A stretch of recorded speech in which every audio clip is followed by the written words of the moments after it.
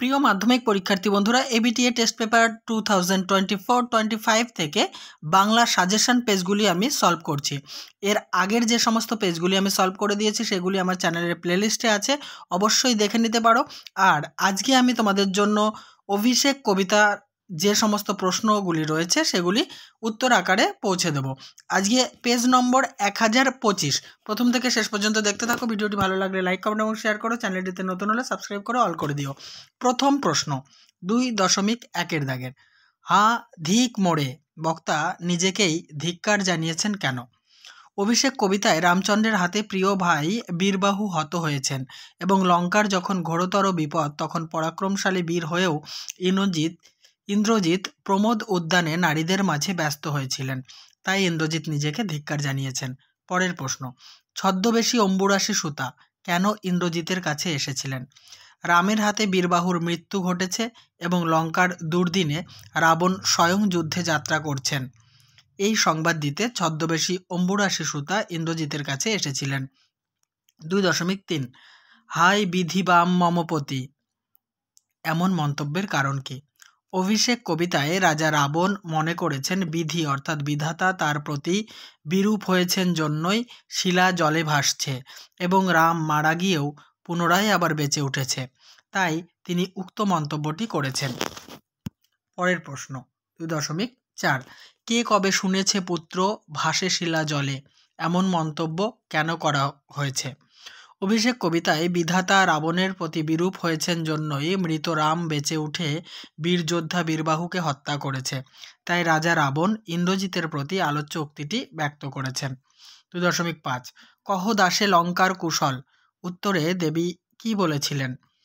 উত্তর, অভিষেক কবিতার আলোচ্য অংশের উত্তরে দেবী লক্ষ্মী ইন্দ্রজিৎকে বলেন যে রামের সাথে যুদ্ধে বীরবাহু হত হয়েছেন এবং শোকগ্রস্ত হয়ে রাজা রাবণ নিজেই যুদ্ধের সাজে সজ্জিত হচ্ছেন। 2.6 সসৈন্যে সাজেন আজি যুঝিতে আপনি কেন? রামের সাথে ঘোরতর যুদ্ধে বলশালী বীর যোদ্ধা বীরবাহুর মৃত্যু হয়েছে, তারই প্রতিশোধ নিতে রাজা রাবণ সৈন্যসহ যুদ্ধের সাজে সজ্জিত হচ্ছেন। 2.7 জিজ্ঞাসিলা মহাবাহু বিস্ময় মানিয়া তার বিস্ময়ের কারণ কি? অভিষেক কবিতায় ইন্দ্রজিতের হাতে রামচন্দ্র রাত্রিকালীন যুদ্ধে পূর্বেই মারা গিয়েছিলেন, কিন্তু সেই মৃত রাম কর্তৃক প্রিয় ভাই বীরবাহু হত হয়েছেন এই সংবাদ শুনে ইন্দ্রজিৎ বিস্মিত হয়েছিলেন। নেক্সট 2.8 এ বার্তা এ অদ্ভুত বার্তাকে অদ্ভুত কেন বলা হয়েছে? উত্তর, রাত্রিকালীন যুদ্ধে রামকে ইতিপূর্বেই ইন্দ্রজিৎ হত্যা করেছিলেন, কিন্তু সেই রাম কর্তৃক প্রিয় ভাই বীরবাহুর মৃত্যু ঘটেছে, তাই এই বার্তাকে অদ্ভুত বলা হয়েছে। নেক্সট 2.9 হাই পুত্র মায়াবী মানব সীতাপতি কেন এমন বলা হয়েছে? ইন্দ্রজিতের হাতে রামের মৃত্যু ঘটলেও সে পুনরায় কোন মায়াবলে বেঁচে উঠে বীরবাহুকে হত্যা করেছে, তাই ইন্দ্রজিতের ধাত্রীমাতা রামকে মায়াবী মানব বলে অভিহিত করেছেন। 2.10 ছিড়িলা কুসুম দাম রোষে মহাবলী ছিড়িলা বানানে 6 হস্যির মাথায় একটা চন্দ্রবিন্দু হবে। রোষের কারণ কি?